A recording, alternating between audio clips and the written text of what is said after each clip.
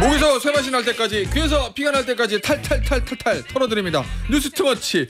오늘은 두 분의 투머치 토커 소개해드립니다. 강찬호 중앙일보 논설위원, 김준일 사평론가입니다. 안녕하세요. 네, 안녕하세요. 자, 박성태 실장은 오고 있대요. 오셨어요? 이 기회에 자르죠.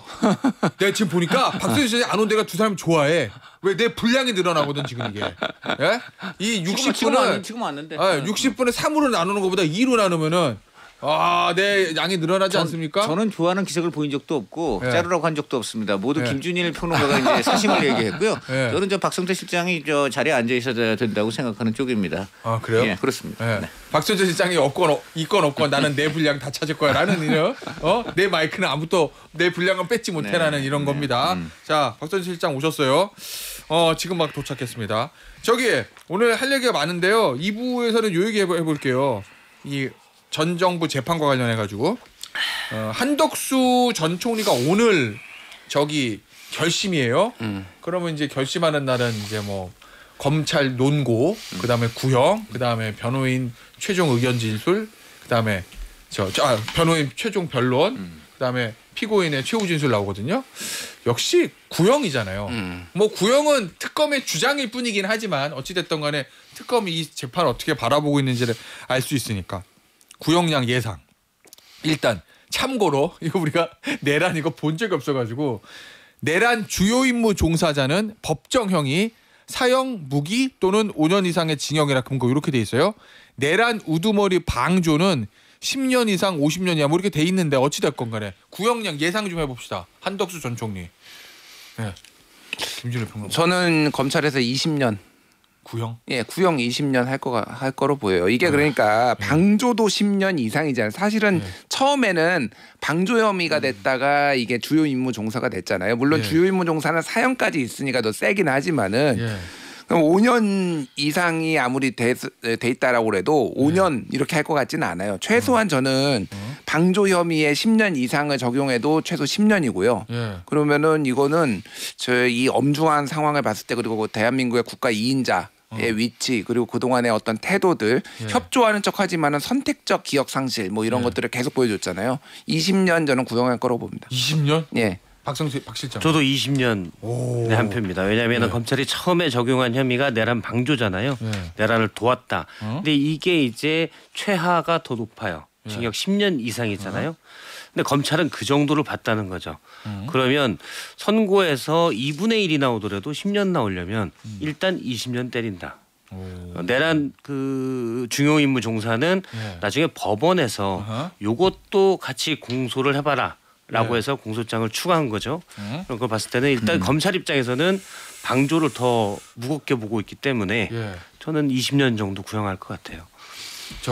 강찬호 위원은요? 저는 뭐 솔직히 구형이 그렇게 큰 의미가 있을까 생각을 합니다. 이거는 판사가 상당히 지금 보니까는 좀 내심을 많이 드러낸 그런 좀 것 같아요. 여러 가지 그동안 진행을 해온 걸 보니까. 엄격하게 너무 진행했다. 네, 그러니까 그런 걸로 볼 때에 뭐 어쨌든 뭐 20년 때릴 수도 있고 그렇다고 봅니다. 어쨌든 판사가 상당히 중형을 때리려고 하지 않을까 좀 하는 그런 생각이 좀 듭니다. 그래요? 예, 알겠습니다. 근데 세 분 다 유죄가 나온다는 거는 이견이 없으신 것 같아요. 저는 뭐 어쨌든 간에 이 판사가 중간에 죄목을 바꿨잖아요. 그러니까 어떻게 보면은 그런 것들이 지금 상당히 나중에 논란이 좀 될 수 있지 않을까 뭐 그런 생각을 조금 합니다. 그래요? 예, 알겠습니다. 요 한덕수 전 총리 관련해서 요거 마지막 좀 얘기 좀 해보죠. 요거 최후 변론하고 이제 본인의 마지막 입장. 그때는 기억이 나지 않습니다. 뭐 당황했습니다. 뭐 이런 얘기들 하던데, 이게 지금 보니까 계엄 당일에 대통령실 CCTV가 공개되면서 미리 계엄 문건 받아본 거, 거의 헌재에서 얘기했던 게 위증이라는 거, 본인도 지금 위증을 했다고 그것까지는 인정을 한 거거든요. 이게 선고가 언제 될지 모르겠어요. 왜냐하면 윤석열 전 대통령 재판이 사실은 제일 중요한 재판이기 때문에 재판부가 다르지만 선고를 어떻게 맞출지는 제가 모르겠어서 한덕수 총리 최종 선고 언제 나올지 모르겠지만 어찌 됐건 오늘 하는 거 보면 만약에 유죄가 나오면 그러면 당시에 뭐 정치적으로 국민의힘에 그럼 이 사람을 대선 후보로 만들려고 그런 거였어? 라는 그런 후폭풍 이런 것들이 또 좀 닥칠 수 있어요?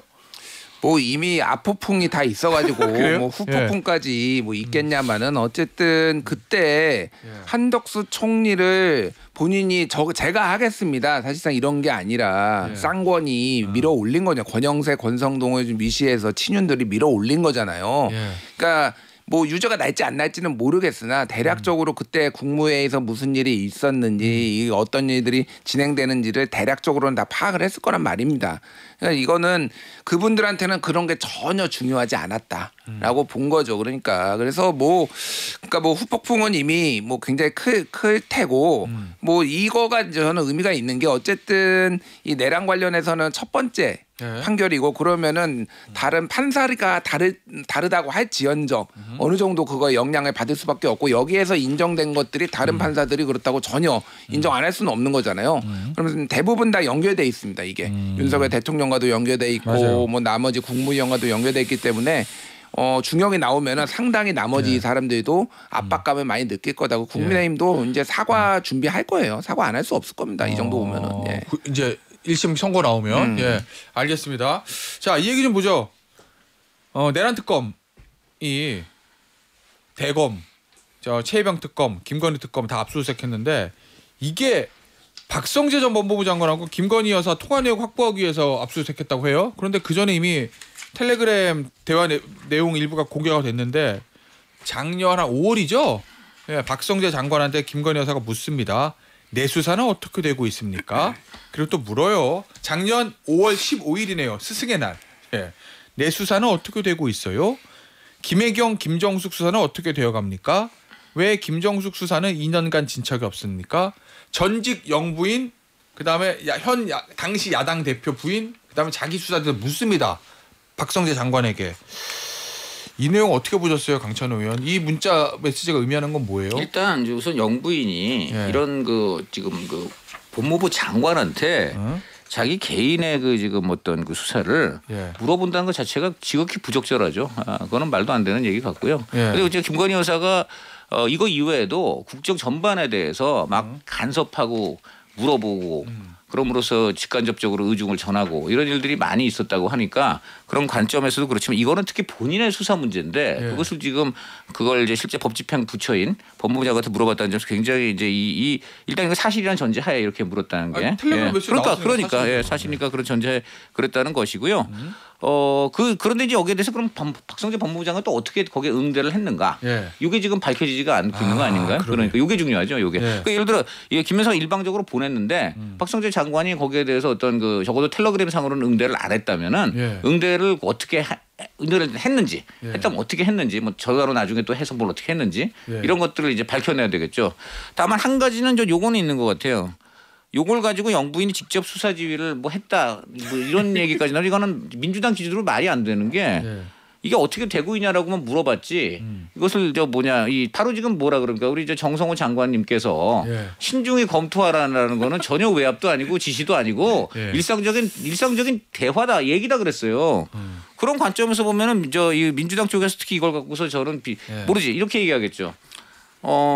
영부인이 실질적인 V0 아니었냐. 자 그럼 똑같습니다. 정성호 장관은 검찰 인사권 갖고 있어요. 인사실천권. 그거는 진짜 권력이에요. 이분은 지금 V0인지 아닌지도 논란이거니와 그러니까 그런 점에서 그런 거는 할 말 없어요. 이거는 근데 그 이전에 아까도 말씀드렸습니다만은 우선 영부인이 장관한테 본인의 수사 관련 질문한다는 것 자체가 굉장히 부적절하고 문제 있다. 근데 저는 이거 박성재 장관이 어떻게 대답했는지 대충 짐작은 돼요. 왠지 알아요? 잠깐만 응대를 했는지 안 했는지 나왔어요? 모르죠. 모르지. 우리 모르니까 응대를 안 했을 수도 있지. 안 할 수도 있고. 근데 말보다 중요한 게 행동이라고. 그 다음에 있었잖아요. 이 대화 이후에 송경호 중앙지검장이 했던 그 수사팀 지휘 라인 김건희 여사 관련돼 다 날라갔잖아. 그러면 그 행동이 대답 아니에요? 이 질의에 대한 아닌가? 그거는 이틀 전이에요. 이때 이틀 전이야? 작년 5월 2일 날 당시 이원석 총장이 디올백 중앙 전담 수사팀을 구성하라고 지시해요. 이틀 전이구나. 이때부터 난리가 났습니다. 이제 검찰 이원석이 드디어 할 일 하는구나. 반기를 두는구나. 제가 알기로는 대통령실에서는 경로 완전히 했다고 그러고 인사팀 여기 명품백 전담팀 구성으로 대통령실에서 경로. 그리고 5월 12일 날 윤석열 대통령과 박성재 장관이 4번을 통화를 합니다. 그리고 5월 13일 그 다음 날이죠. 검찰 인사에 송경우 중앙지검장이 부산으로 자천되고 이게 먼저구나. 그렇죠. 여사랑 관련 사건을 수사할 때 김건희 씨 관련 사건을 수사할 때 1차장 4차장이 둘 다 좌천돼요. 그리고 이틀 뒤에 이 5월 15일 날 이원성이 사퇴 압박으로 전담 수사팀을 구성했다는 지라시를 김건희 씨가 보내고 박성재 장관에게 그리고 내 수사 어떻게 해야 되냐. 그다음에 왜 김정수 김혜경 여사는 수사를 안 하는 거냐. 이렇게 질책을 하는 거죠. 이건 제가 착각했네. 인사가 먼저 있고 그다음에 그렇죠. 문자를 보냈구나. 이건 뭐냐면 이미 인사로 본인의 힘을 과시하고 그다음에 이틀 자 봤지. 너 대체 어떻게 하고 있는 거야. 라고 얘기하는 걸로 봐야죠. 이 다음에 이루어진 행동은 그 다음에 사실 지지부진하던 그래서 김성주 여사의 샤넬 자켓 이런 것들이 그 다음 달에 사건이 다른 팀에 재배당되고 또 그 다음 달에 대대적인 소환이 이루어집니다. 그러니까 김혜경, 김종숙 수사 어떻게 되냐라는 김건희 씨의 질책이 그 다음에 바로 효과를 냈다고 봐야죠. 내 수사 어떻게 돼가고 있어요. 이거 다음에 저기 창성동인가 거기 가서 조사받은 건 이게 다음이죠. 그건 7월이죠. 7월에 그러니까 이게 5월 15일이고 이거 전에 이제 올해 6월달에 나왔던 보도가 뭐냐면은 김주현 민정수석하고 김건희 여사랑 통화했다라는 건데 이게 타임라인에 보면은 지금 5월달에 박성재 장관하고 지금 문자한 거 나왔고 7월 3일에 김주현 민정수석하고 김건희 씨하고 비화폰으로 33분 통화를 해요. 먼저 김건희가 민정수석한테 전화해서 17분 49초 통화하고 그 다음에 잠시 뒤에 김주현이 김건희한테 전화해서 15분 58초 이렇게 했단 말이에요. 그 저간의 상황을 보면은 도이치모터스 주가 조작과 관련해서 전화를 한 게 보이고 그러면은 먼저 김건희가 민정수석님 이거 어떻게 된 겁니까? 이렇게 뭐 수사 막 돼도 되는 거 왜냐면 조사 앞두고 있었거든요. 이렇게 해도 되는 거예요? 추정입니다. 이렇게 하니까 제가 좀 알아보겠습니다. 라고 해놓고 김주현이 알아본 다음에 다시 김건희한테 브리핑을 하는 요게 7월 3일 날 있었고 7월 7일 날에 이제 이원석 검찰총장이 그 명품백 도이치모터스 주가 조작 수사지휘권 해달라고 요청을 하고 7월 20일 날 이제 조사가 돼요. 폰 반납 조사가 되고 이런 게 한 번 있었고 10월 10일과 11일에 김주현 민정수석과 심우정 검찰총장이 비화폰으로 또 전화통화를 한 게 나옵니다. 그리고 이거 얼마 뒤에 이제 무혐의가 나오는 거예요. 그러니까 이게 박성재만 지금 김건희하고 이렇게 따로 떼어놓게 볼 게 아니라 이미 전방위적으로 김건희는 박성재 김주현 해가지고 모든 사정 라인에 다 지금 영향력을 행사하고 전화 통화하고 문자하고 한 게 있었고 결국은 본인이 원하는 대로 수사팀 다 날리고 본인은 무혐의 받고 이렇게 되니까 V0예요. 그러니까 역대 어느 대통령 부인도 이렇게 한 적이 없습니다. 이순자도 이렇게 한 적이 없어요. 전두환 부인. 난리가 나겠죠. 그때 아무리 50대라고 하더라도. 그러니까 이게 진짜로 얼마나 이 힘을 과시하고 다녔는지 그리고 실제 그런 인사가 나가지고 이게 사람들이 그거를 보고 공무원들이 공포를 느꼈는지가 지금 이걸로 다 재구성이 된다 이렇게 보면 될 것 같아요. 근데 되게 만약에 여사가 자기 수사 걱정돼. 저 어떡하지 좀 알아봐라. 그러면 대부분 누구 시켜가지고 그냥 민정 라인에서 그냥 장관한테 이렇게 물어보든지 혹시 여사님 수사 어떻게 돼가고 있는지 이렇게 하지 본인이 직접 전화기 드는 건 없지 않아요? 있을 수가 없는 일이죠. 사실 아니, 한다면 그리고 하나만 더 오늘 문자 언론에 공개된 거 보니까 이런 얘기도 해요. 이원석 총장이 지시를 한 건지 김창진 차장검사가 특별수사팀 구성 필요성 보고한 건지 굉장히 디테일하게 묻거든요. 그냥 추상적으로 나 어떻게 돼요? 나 잡혀가요. 이게 아니라 굉장히 디테일하게 물어보잖아 이거. 그러니까 특히 저는 눈길 끈 게 말씀하신 내용도 그렇고 디테일하게 물어보고 김종숙, 김혜경 수사 어떻게 되냐라고 하는 건 질책성이거든요. 그러면 그 정도 우리가 초면에 어렵다거나 그런 자리에서 그거 어떻게 돼요? 물어볼 수 없잖아요. 그렇죠. 그러면 이런 일들이 다반사로 있었다. 그리고 이 안에서는 이미 V0가 정권 실세구나. 이거를 박성재 장관이 알고 있는 상황이라고 봐야 되는 거죠. 서로 그런 것들이 그런 정도의 라포가 형성됐다는 전제하에 내 수사 어떻게 되냐. 김종숙 수사 어떻게 되냐라고 물을 수 있는 거예요. 만약 그런 라포가 형성이 안 됐다면 이런 것들을 물을 수가 없죠. 그러면 정말 제정신이 아닌 사람, 물론 결론적으로 제정신이 아닌 사람이 맞긴 한데 제정신이 아닌 사람이 되는 거죠. 그러면 이미 참담한 거는 이게 앞서 이제 김주현 수석도 얘기했지만 박성재 법무부 장관뿐이냐. 국정의 수많은 곳에 정말 상식 바깥으로 김건희 씨가 직접 개입한 게 나왔는데 왜 대통령실이든 장관이든 누구도 여기에 브레이크를 걸지 않았냐라는 얘기죠. 브레이크를 걸 사람들은 이미 쫓겨났다. 그렇게 이제 봐야 되고요. 그렇죠. 그게 중요하죠. 왜 그러냐면은 뭐 다른 저도 전에 한번 말씀드렸지만 여사 적어도 외교 분야도 여사가 너무 이제 관심을 많이 가지시다 보니까 대통령한테 드려야 될 보고서를 여사한테도 같이 작성해서 제출을 해야 했고 그게 늦어지면 오히려 그 여사 모신다는 그 비서관들이 내려와 가지고 왜 이렇게 늦어지냐 하면은 거기 저 외교 비서관들이 이거 대통령부터 드려야 돼서 그러면 당신들은 눈에 뵈는 게 대통령밖에 없느냐. 그렇게까지 얘기했다는 거예요. 이 대사는 오늘 처음 나오는 얘기인데. 네네네. 그 정도. 당신들은 눈에 보이는 게 그럼 대통령밖에 없지 또 누가 보여야 되는데. 그러니까 여기서 이게 굉장히 인식이 잘못된 거예요. 그리고 외교 관련 보고서를 왜 여사가 봅니까? 그러니까 이거 굉장히 큰 문제인 거예요. 그러니까는 저 지금 좀 전에 말한 대로 법무부 장관한테도 이런 식으로 막 할 수 있었다면은 그게 그 전부터 정책 전반에 그냥 막 프리패스를 한 거예요. 그런데 그 당시에 그 외교안보실 국가안보실 쪽에서 이거 안 되겠다. 이거 여사님이 이렇게까지 하는 건 안 된다 해가지고 그것을 좀 차단하려는 좀 움직임이 있었어요. 잘렸겠네 그 사람. 그래서 결국은 그게 블랙핑크 사건으로 표면을 블랙핑크 사건을 계기로 당시 국가안보실장이 경질이 되죠. 그러면은 저 당시에 누구죠? 김성환 실장. 김성환 실장도 대통령이랑 초등학교 동창이고 친한 사이인데.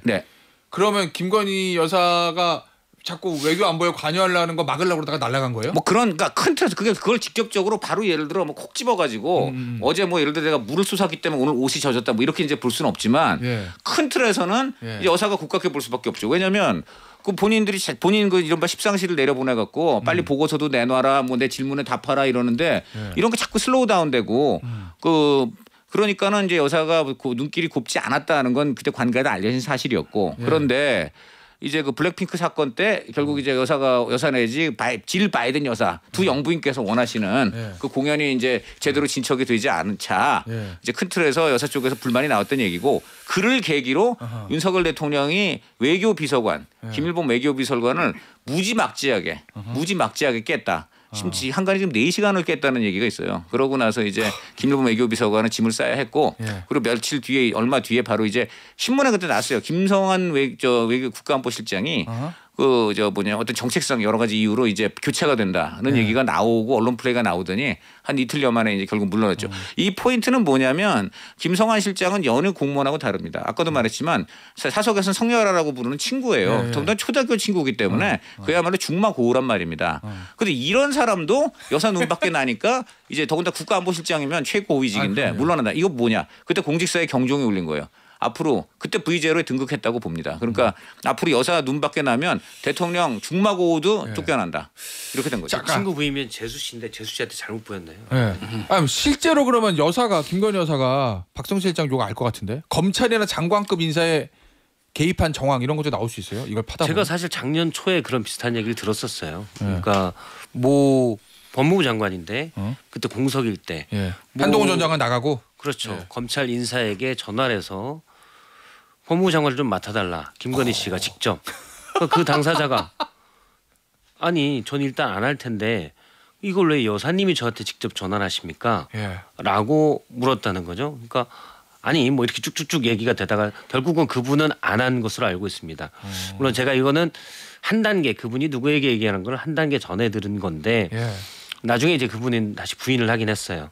그런데 그래서 이제 다른 사적인 자리에서 울분을 토했다 이런 얘기를 들었었습니다. 그런데 이거를 저도 들었는데 다른 사람이 몰랐겠어요? 그리고 박성재 법무부 장관은 알았죠.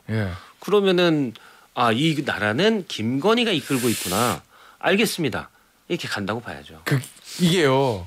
이 법무 여기에 자기 수사 때문에 관심 많았다는 거잖아요. 인사나 이런 거에도 수사 누가 하지 됐고. 이게 5월이에요.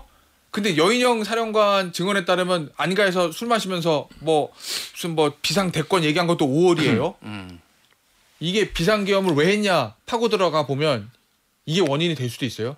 김건희 여사 관련된 거. 이거를 가지고 이제 비상계엄에 직접적인 거를 연결짓기에는 아직은 법적으로는 조금 미흡하죠.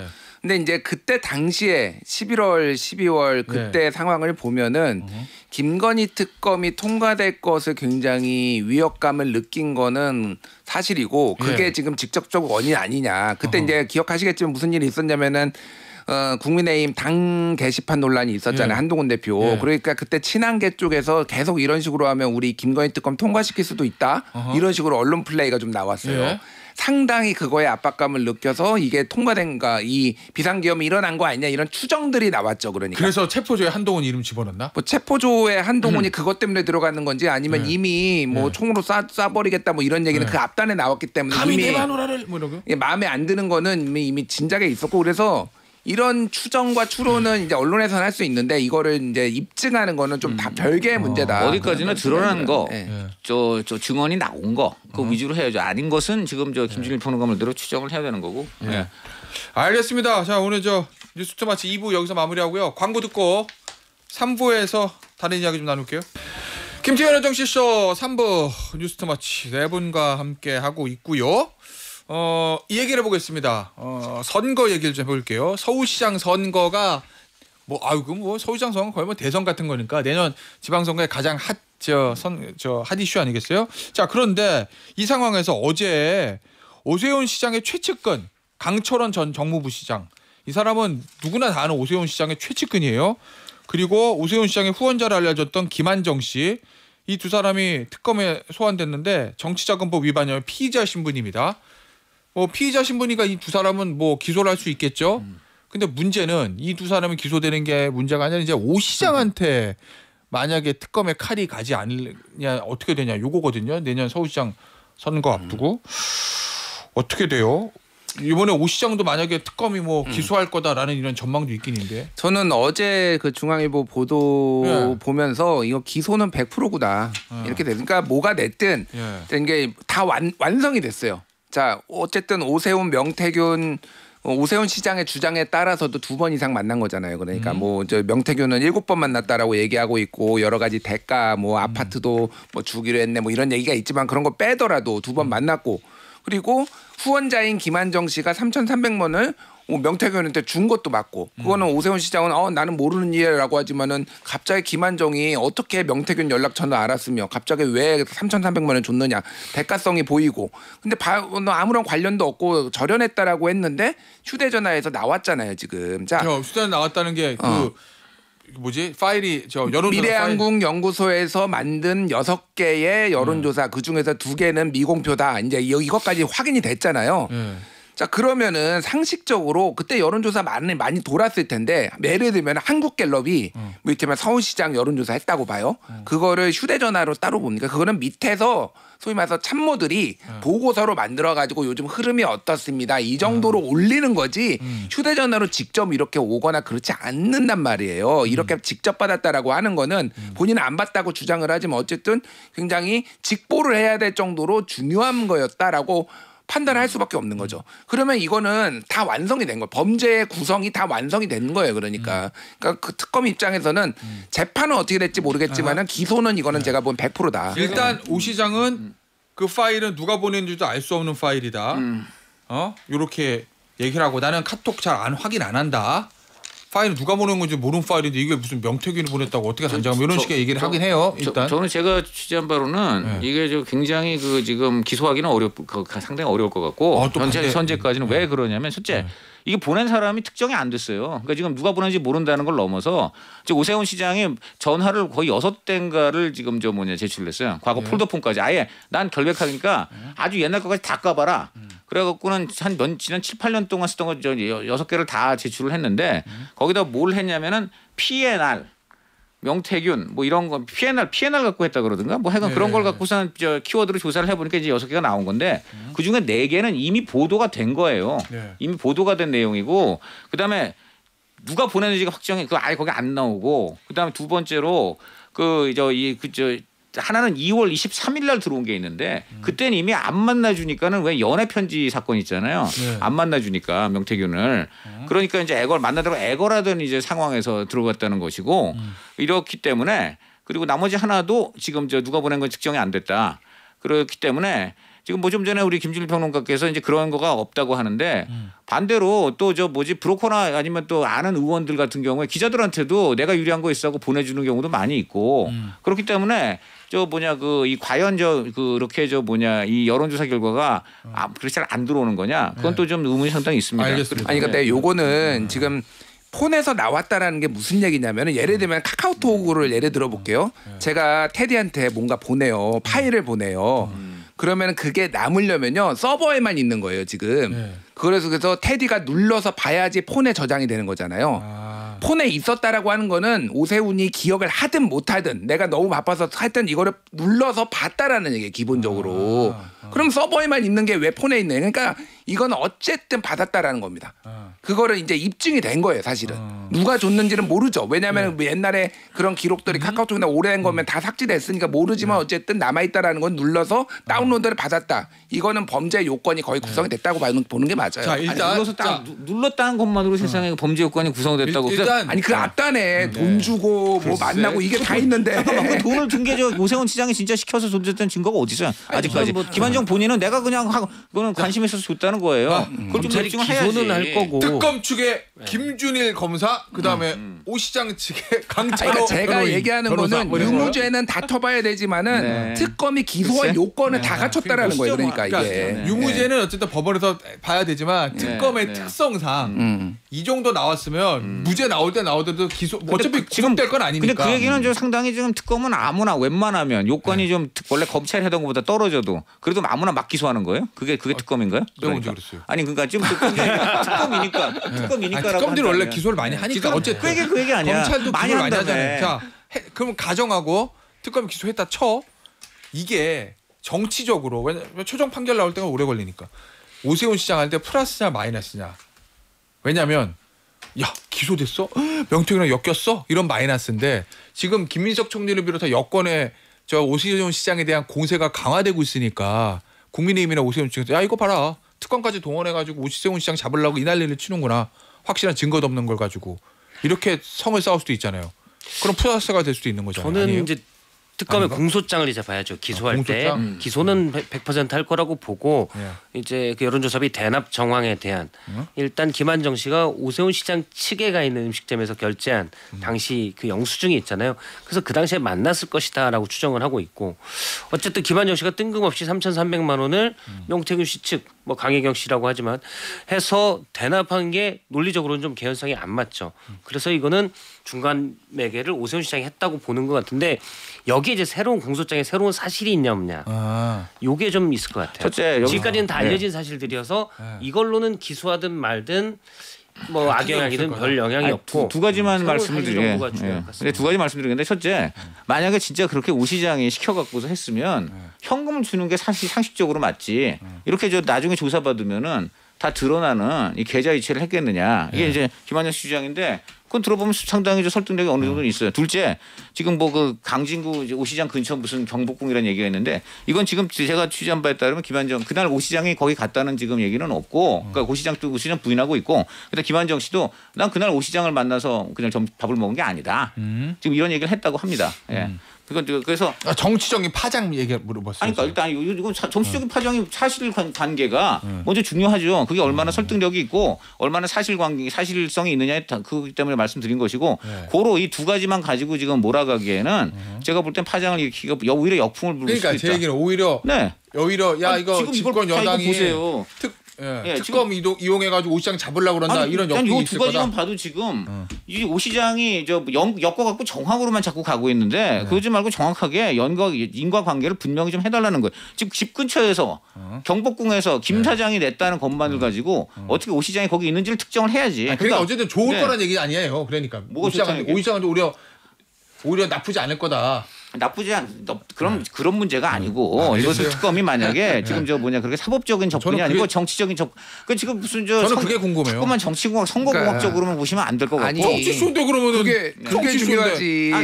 저 이렇게 말씀드리는데 역풍이 분다. 그래 알았습니다. 유무죄는 법원이 하는 거고 내가 하나. 그 역풍이 불 가능성 이런 식으로 하면은 오히려 역풍이 불 가능성이 상당히 있다고 저는 봅니다. 그러니까 그런 걸 제가 좀 얘기를 할게요. 정치적 파장에 대해서. 그 정적 파장 질문에 답을 하는 김진우 이 뉴스를 누가 누가 제일 좋아하느냐? 나경원 의원이 제일 좋아합니다. 아 정말요? 아 진짜요? 그러니까 지금 나경원 의원이 지방선거 추진단 단장이잖아요. 그리고 거기에서 지금 각종 지방선거 관련된 룰을 만들고 있는데 7대3? 7대3 그러니까 50대 50 당심과 여론조사를 50대 50을 지금 당을 70으로 만든다라는 거잖아요.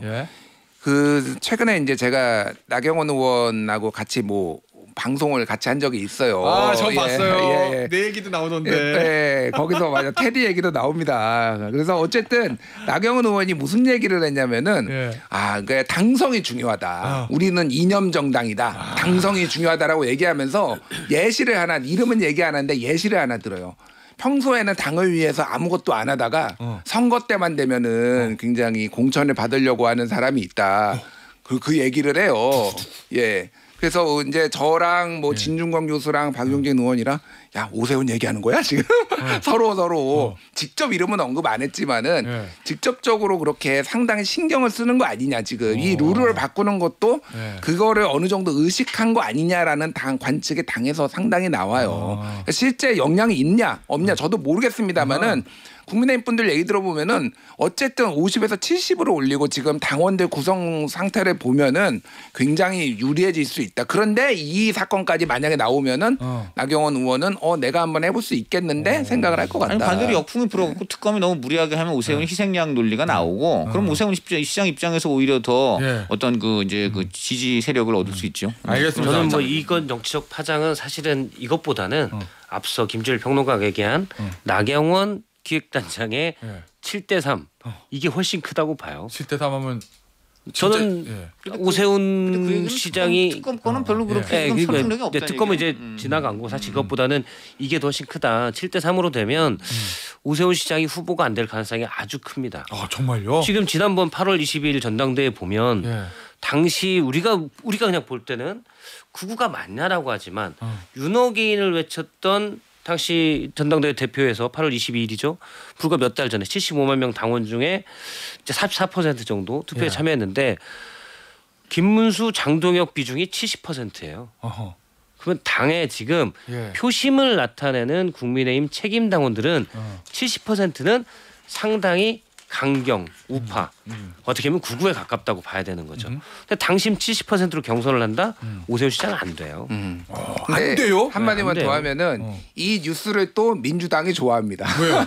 민주당 얘기하는 상대적으로 오세훈 시장이 좀 더 버거운 상대고 나경원 의원은 그건 민주당의 평가니까요. 좀 중도 확장성이 떨어지고 비호감도가 높기 때문에 더 서울이 아무리 보수화됐다고 해도 상대적으로 쉬운 상대다. 그래서 7대3으로 바꾸는 것에 대해서 민주당은 상당히 긍정적으로 평가 내부적으로는 긍정적으로 보고 있다. 그래요?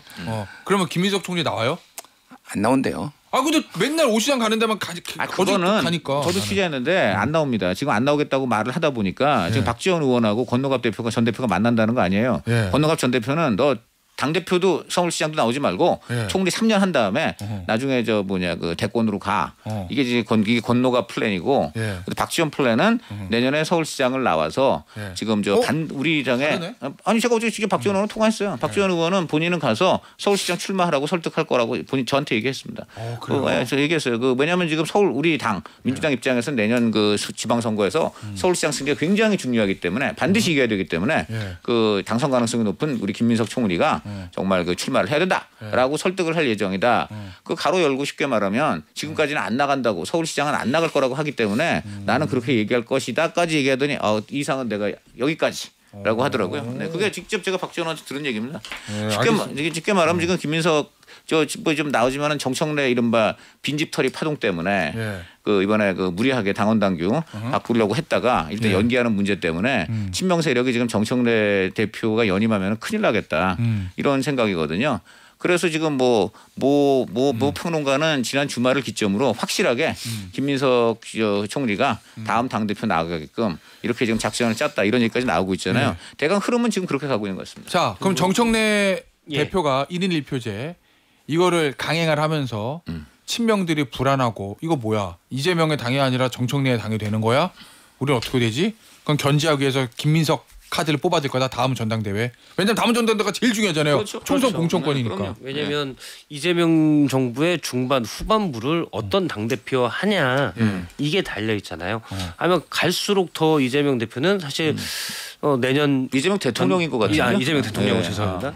이재명 대통령은 내년 전당대회 이후에 힘이 만약에 다른 약간 호흡이 안 맞는 당대표라면 힘이 빠질 수 있죠. 정청래 대표가 연임을 하면 만약에 그렇죠. 예. 그럼 뭐 지금까지 나왔던 당정 간의 이런 흐름을 보면 예.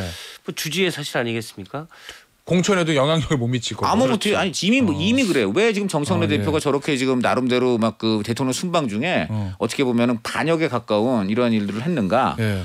대통령이 벌써 공천권이 없기 때문이에요. 자 보세요. 이번에 전현희 최고위원 같은 분 예. 굉장히 그 이재명 대통령 위해서 여러 가지로 이제 그 총대 메고 발언하는 모습을 보였는데 이번에는 그 정청래 대표의 1인 1표제 당원 당규 개정에 힘 실어줬어요.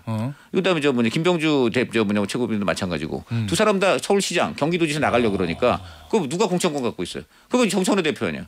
그러니까 벌써 다 이렇게 이미 서리는 내리기 시작했다. 이미 물론 이런 뭐 거예요. 들어보면 대통령실에 있는 관계자들은 그런 얘기를 해요. 이재명 대통령은 이런 거에 당일에는 전혀 관여치 않는다. 아니 관여 못해요. 그냥 못하고 전직 그리고 지난번에 이제 박찬대 후보와의 경선 과정에서도 이기는 편 우리 편 관여하지 않는다라고 하지만 밑에서 볼 때는 그냥 저희들이 바깥에서 볼 때도 너무 만약에 정청래 대표가 연임을 한다면 청간에 이제 청으로 가니까 삐그덕거림이 좀 더 있을 거라는 생각은 누구나 할 수 있는 바죠.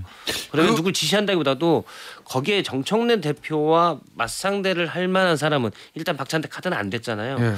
그냥 누가 봐도 김민석 총리밖에 없는 거예요.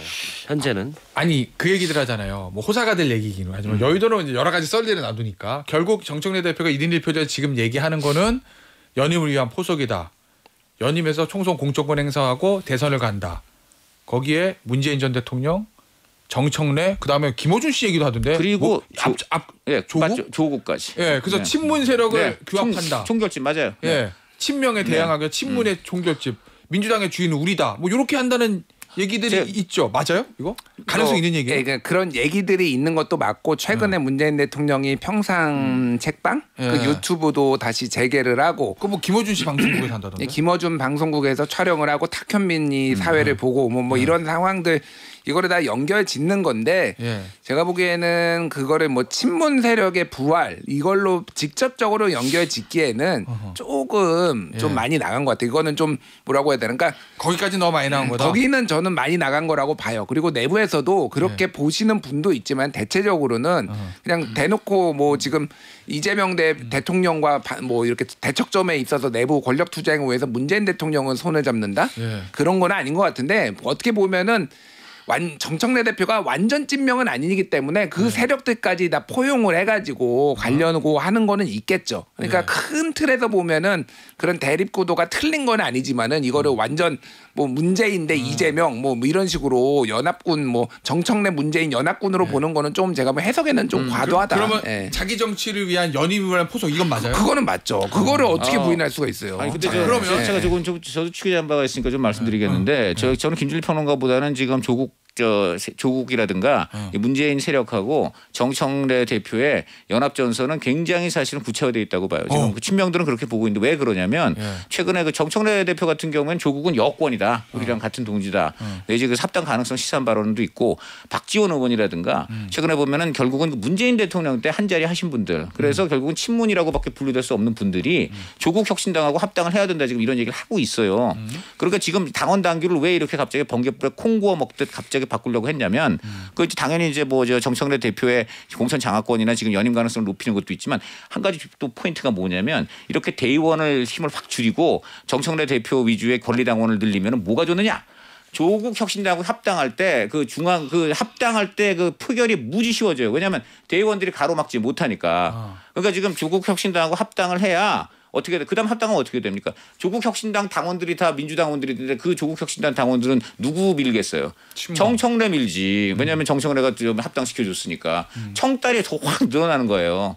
그렇게 되니까는 이게 지금의 뭐 1대1로 만들어서 권리당원 늘리는 거 플러스 조국 혁신당 세력까지 전부 정청래 대표가 없는 거예요. 그런 데다가 여기 아까도 말했듯이 이 시점에서 문재인 대통령이 뭐 탁현민 이런 사람들하고 같이 유튜브를 시작하면서 하고 있거든요. 그래서 지금 아까 말한 대로 지금 문재인 세력, 조국 세력, 김어준 세력, 정청래 세력이 전반적으로 지금 다 당원 당규 개정을 통해서 확실하게 이제 민주당의 주류로 떠오를 준비를 한다네. 자, 그럼 박 실장 이런 만약에 상황이 뭐 맞는지 안 맞는지 어찌 됐건 간에 세력 다툼이 좀 벌어지면 여기에 대항할 수 있는 대통령의 카드는 뭐가 있어요 지금? 좀 별로 없다고 봐요. 그냥 당해 그럼? 근데 지금 이거 1인 1표제를 어떻게 하느냐가 관건인데 현재는 미뤄진 중앙위원회에서 통과될 가능성이 크다고 보는 것 같아요. 그래서 앞서 강찬호 의원님도 얘기해 주셨지만 처음에 문제 있지 않아라고 얘기했던 민주당 뭐 중진들이나 의원들도 나중에는 그래도 방향은 맞아야 좀 더 목이 실렸거든요. 그건 어쨌든 본인들도 권리당원들에게 소구해야 되니까. 근데 여기에 특별히 어떤 뭐 운동을 한다거나 그러기도 힘들고 이현주 의원이 사정 작업. 예? 그건 이제 그 뒤에 얘기죠. 우리 김준일 평론가가 그 얘기를 했는데 사정 정보. 다른 대표에서는 그 얘기도 있어요. 내년 초쯤에는 뭐 있을 수도 있다. 그러니까 다른 방송에서 제가 조심스럽게 그런 관측을 한 거고 왜냐하면 대통령은 원래 공천권과 사정권을 쥐고 전국을 장악을 하는 거잖아요. 근데 이거는 이재명 대통령도 자기가 당대표 시절에 했던 방향인데 이거를 대놓고 뭐 개입을 하거나 그럴 수 없는 거잖아요. 그럼 남은 카드가 뭐가 있느냐 보면은 그냥 아주 상식적인 추론인 거죠. 그러니까. 근데 그거를 직접적으로 할 것이냐 간접적으로 할 것이냐는 뭐 여러 가지가 뭐 이견이 있을 수 있겠죠. 그런 가능성에 대해서 얘기를 한 겁니다. 저도 뭐 지금 헌법 존중 TF 하잖아요. 공직사회 기강 잡죠. 이거 끝나면 정치 개혁으로 사정이 있지 않을까라는 생각을 합니다. 아, 그럼 사정은 뭐 여권부터 하겠다. 뭐 이런 거 지방선거 관련돼서 정치 개혁의 주제로 잡고 명분은 되죠. 예, 알겠습니다. 연말 연초에 그냥 뭐 어마어마한 일들이 일어날 수도 있겠네요. 자, 오늘 저 뉴스 투마치 여기서 마무리하도록 하겠습니다. 투머치 토커 세 분과 함께했습니다. 감사합니다. 감사합니다.